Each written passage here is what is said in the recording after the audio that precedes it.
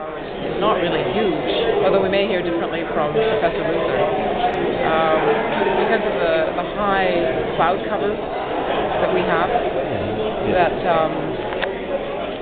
although we're on the equator and it's hot all the time, not all of that energy is usable. Singapore does have some geothermal energy.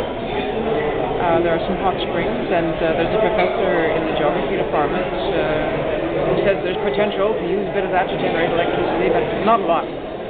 As I also pointed in my introductory remarks, Singapore has a huge industrial sector, huge needs for power.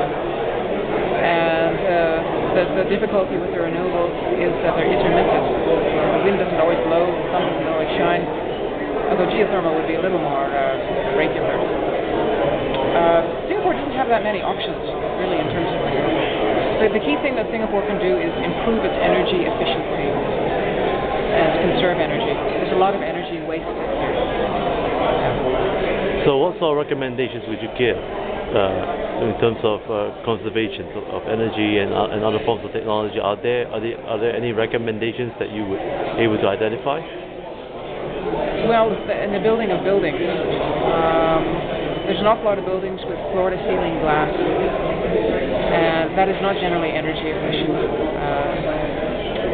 Smaller windows, they don't necessarily have to reduce your view. If you're looking over the ocean or some park,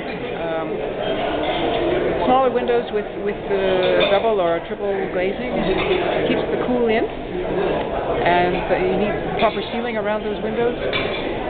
You need to look at how you're using your air cons.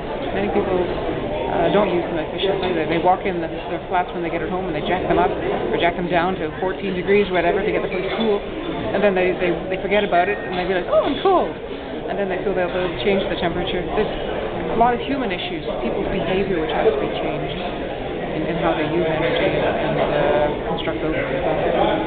Well, thank you, Dr. Constance, and we look for more of your engagements in the near future. Okay.